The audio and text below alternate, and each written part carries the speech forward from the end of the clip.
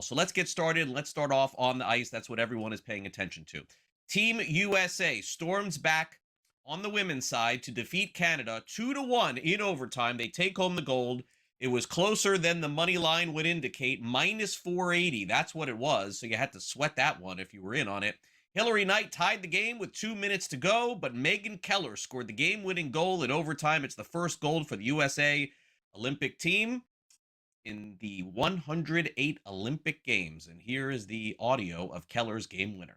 The outward pass for Keller, a defenseman. Nice move, cuts to the net, score! Megan Keller, the overtime hero, the United States, wins gold in Milan.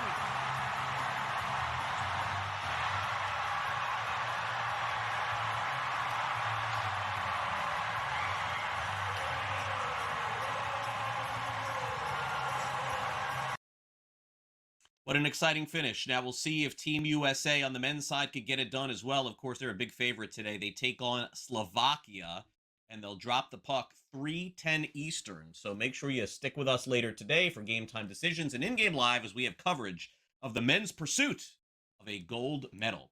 In the NBA, a pretty big discussion yesterday. I wouldn't call it an announcement, more of a discussion. It appears as though the National Basketball Association is going to make sure that teams are not actively and outwardly tanking, which is the term that they use when teams try to lose to get more ping pong balls in the draft lottery. First round draft picks can be protected only for top 4 or top 14 plus selections. Lottery odds will freeze at the trade deadline or even a later date. Also, no longer allowing a team to pick in the top 4 in consecutive years and after 3 bottom 3 finishes. Lots of changes coming to the NBA where they're trying to avoid situations with players very specifically this season on teams like the Utah Jazz and some others where they're just essentially sitting their players in the fourth quarter. Now, the association back on the court last night. What a game last night. The Clippers beat the Nuggets 115-114. And you're not going to see this very often, but a player on the Clippers scored 38 points off of the bench. Benedict Mathurin, wow. The Joker had 22 points, 17 rebounds, and 6 assists. But Ty Lue gets a game winner from his squad on the Clippers, and he discussed how big it was to get those points off the bench. I thought it was great. We talked at halftime, and we can't run a lot of plays because he don't know the plays yet, but we do know concepts. Like once the first play is called, we know how we need to play. And I didn't think we did in the first half. The second half was a lot better. Better spacing, getting to the next actions, and running the right stuff. And so I give our guys credit for doing that in the second half. And, we haven't beat this team in a long time, and just defensively, what we were able to do. And, it's tough, playing against Joker. He's the best in the world and put you in some tough positions. But I thought, we got down, we continued to fight, and we came in with the win. And I thought guys had decent looks throughout the second half. We didn't knock down threes with all the rotating they were doing to our 2 guys. That being said, Jamal made a huge shot, gave us a chance at the end, on the free throw line, guy that we trust the most in our team to make those shots. So, we just, I just thought the turnovers and the free throws, that's what killed us in this game. It kept them in the game when we had control of it. And then late, it just let them control the clock, those last 5-6 minutes. Meanwhile, the Detroit Pistons have the New York Knicks number. That goes without saying. They've now won 3 straight games against New York this season. Last night, the final, a blowout, 126-111. The Knicks were 4-point favorites. Of course, that didn't factor in at all in the game because Cade Cunningham put up 42 points, 13 assists, and 8 rebounds to J.B. Bickerstaff's delight. Just playing good basketball. This isn't us versus the Knicks thing. We show up and are different. Our guys have done a great job all year of approaching each game the same way. We've had a couple of those NBA games where, schedule or whatever it may have been just bit us. But for the majority of our games, we've played the same way with the same temperament, the same edge, defended the same, moved the ball the same, all those things. So this is just basketball for us. It's got nothing to do with the opponent. We've played, I don't know how many games now, do the math for me, but he's been that all year long. I don't think you pick an MVP based off, just one game or one statement. He's been this way for the entire season. You know what I mean? He's dominated both ends of the floor and impacted winning in a major way. So, this was just another night of him being the same and doing the same that he's done, night in and night out for us. So, that's, again, credit to him, credit to his work, his conditioning, like his will to want to win, his ability to be a great teammate and lead. That's just who he's been consistently. Let's get to the rest of the NBA slate. The Cavaliers keep winning. They beat the Nets last night, 112-84. The Cavs were 15.5-point favorites. They've now won 6 straight games. Here's Kenny Atkinson on the hot streak. I just have this, kind of feel we need to be strong defensively to start the game. I think that's our best, defensive lineup. And, if Dean Wade makes shots like that, it makes it, an incredible lineup. I know it's another different lineup, right? But they seem to have figured it out. I thought we had good flow with that lineup. Is that what you would like the starting lineup to be on a long-term basis? I think for now, I think that's the plan. We'll see. There'll be games where we might have to match up differently or start differently, but I like the size. I like the rebounding. Rebounding is still an area where we have to improve. When Dean's on the court, we rebound the ball a lot better. And I thought the job he did on Michael Porter Jr., that guy's having a great year. I thought he was incredible defensively against him. No Steph Curry for the Warriors. That means no win. They're now 6-11 this season when he doesn't play. Boston beat Golden State 121-110. They were 5.5-point favorites. Jaylen Brown's MVP pursuits continue. 23 points, 15 rebounds, 13 assists. And after the game, Joe Mazzulla said, the Golden State Warriors, they play a lot of close games. So do the Celtics.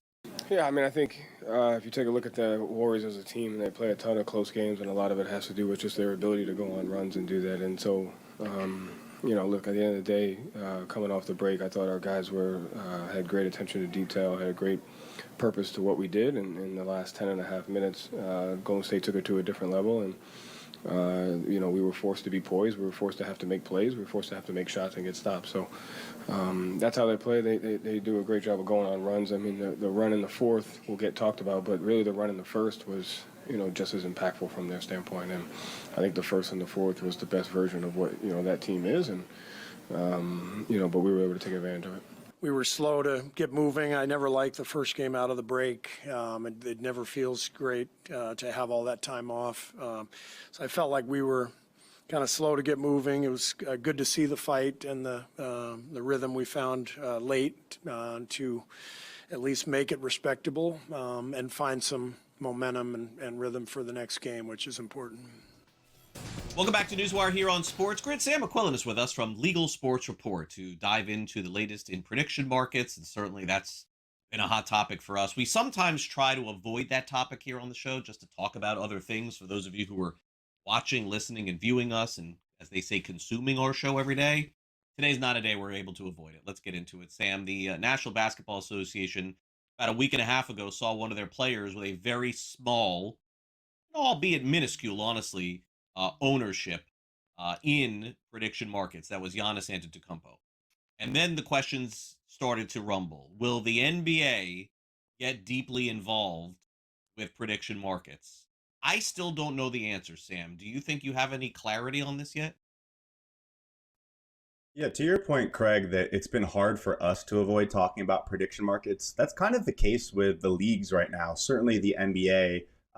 This past year, they actually were among several leagues that wrote a letter to the CFTC that warned that prediction markets lack the safeguards that their sports betting partners have, things that monitor games, any suspicious betting, because they're fundamentally regulated by the CFTC, which has pretty much been understaffed for the past year. A lot of people questioning if there's actually a regulator at the CFTC policing all this stuff, which is certainly booming. but it's been hard not for the leagues to mention them because they're booming and they're such a hot topic right now. And, this week, Adam Silver coming out acknowledging Giannis Antetokounmpo's ownership stake in a prediction market, basically saying he's treating it as a gambling company, which, until recently, players were banned from owning any stake in gambling companies. They actually changed the collective bargaining agreement a couple of years ago to allow players to own gambling companies. That was probably because they already let team owners have stakes in gambling companies. So there was kind of, a calling in the player community to equal the playing field there. But Silver's stance on prediction markets certainly seems to be different than it was a couple months ago when, the league was telling the CFTC to do something about them. He said they're monitoring them. It's certainly a really interesting space. They actually invited members of Kalshi and Polymarket to a tech summit that they had over the weekend. So that's a big change from, we're not getting involved in prediction markets. Now we have some of the, their executives at our biggest stakeholder conference. Sportsbook executives were there too. It was invite only, so we don't know exactly what was talked about, but definitely a sign that they're more on board with them. You also had the NFL come out recently as well at Super Bowl on Radio Row. Jeff Miller, who's their spokesperson, basically called them an interesting fan engagement tool, said it could be a good opportunity for the NFL to explore. That's also a sharp, pivot from what the NFL had said to the CFTC a year ago when it said it was troubled by the massive expansion of these prediction markets that don't have the safeguards that fall outside of state jurisdiction and purview. And then the MLB, recently as well, Manfred at those owner meetings recently came out and said he actually briefed teams on how these work.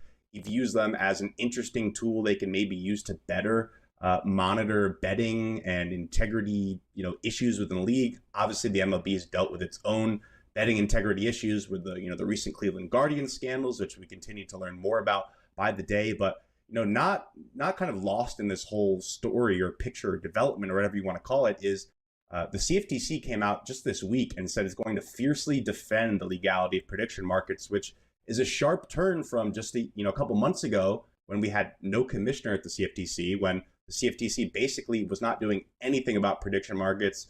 The incoming commissioner, Michael Selig, said he'd probably look to the courts to figure all this out and have a hands-off approach. But, he came out with an op-ed this week, said he's going to fiercely defend it, said he's going to stop states from trying to, stifle these innovative products. He mentioned them as a great resource for everyday Americans to hedge risk against the weather and climate. He actually didn't mention sports at all, which is, the big issue here. It's why 30 states are enjoined in lawsuits trying to stop what they call illegal sports gambling that infringes on their rights. And it makes up about 86% of Kalshi's total platform volume. So really notable that he didn't mention the sports, but he signaled that he's definitely trying to defend prediction markets. So I think what we have here is kind of similar to what happened with sports betting back in the day. The leagues had sued to stop New Jersey from legalizing sports betting.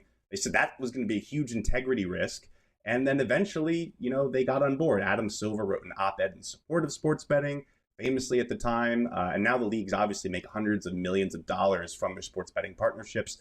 So this could be a similar kind of development where, once it's going to become legal, once it looks like everyone is going to inevitably get on board, the leagues are going to kind of pivot and say, oh, well, now maybe we're happy to embrace them and definitely happy to take the money as well. But it's obviously a developing circumstance. We'll see what happens with all the court cases. Eventually, if it goes to the Supreme Court, I would be surprised if leagues don't continue to kind of soften their stance and inch more in support of prediction markets, but we'll have to see. Still a lot to get to before full endorsement there, but we'll see. All right, speaking of which, let's get to South Carolina. We know North Carolina better success as far as sports wagering and legalization is concerned. Once you get south of that, you're talking about Georgia, you're talking about South Carolina, not as easy to pass things. And honestly, the two states couldn't be more different. So let's get to South Carolina here. What's the latest? Is there any chance for this year or even beyond to get them on board? Yeah, there's still a couple of states where sports betting is not technically legal, even though you can obviously do prediction markets in them right now. And South Carolina is one of them. There's been a sports betting bill that has been floating around since last year, and it actually got a hearing this week. So it's a new legislative session, but the bill is still alive, which is marks the farthest South Carolina has gotten towards sports betting, right? It's been a state that's historically been opposed to really any gambling expansion. The governor has long held a stance against gambling expansion. The current session ends May 7th, and there's no crossover deadline in South Carolina, which means the bill is technically alive basically until the spring. It would legalize sports betting in person and online statewide, create the South Carolina Sports Wagering Commission, and authorize up to 8 sports betting apps with about a 12.5% tax rate. And really interesting too, the legal betting age would be 18, which is different than a lot of states where it's 21. Obviously, it's only 18 on prediction markets. Apps would have to be licensed in at least 5 other states, so there would be likely no newcomers. It would probably be the FanDuel, DraftKings, BetMGMs, Bet365s of the world. But the only action that's been taken so far this session was a 3-2 vote that approved an amendment to allow the PGA Tour and NASCAR to hold licenses in the state. So basically, those two sports entities would be able to partner with a FanDuel or DraftKings of the world. That's important because it gets a big stakeholder from the state on board, and we'll see if the political kind of appetite changes. You know, the argument is that sports betting is obviously already happening, already exists in North Carolina, like you mentioned, in other states surrounding it, Tennessee as well. There are about 12 million attempts to log into a sports betting app in South Carolina last year, a legal sports betting app, that were blocked, according to GeoComply, and about 415,000 sports betting accounts that have South Carolina addresses. So the argument is there's a lot of demand there. People are crossing over the border into North Carolina and Tennessee. The state might as well, regulate it and tax it. Caesars is projecting that this bill could raise about $60 million a year for the state in taxes. That obviously is not much in terms of, the state's total budget. It's not going to plug any big holes, but it is money the state isn't getting right now. So that's been a big argument for it. And obviously they want to regulate it as well, make sure that, people aren't betting offshore or on prediction markets probably as well. So basically the political hurdle remains. They'll have to get people on board. Been historically anti-gambling, but we'll see if there's any kind of, movement with this bill, considering how the landscape has changed over the past year. Definitely so. Real quick, Sam, before you go, Caesars money call here, stock up. Where do they stand? And I'm seeing that in your article here, a lot of it because of their digital growth. So explain that. Yes, Caesars Digital is their sports betting and online casino business. They've been trying to grow it, spin it off into its own arm. But until that happens, they're going to have to make sure they hit their hold rate of 8% for the rest of the year. So they'll be pushing more parlays, more player props, and all those high margin bets. Expect more of that this year from Caesars. Have a great weekend, Sam. We'll see you next week. Thanks. You too, Craig.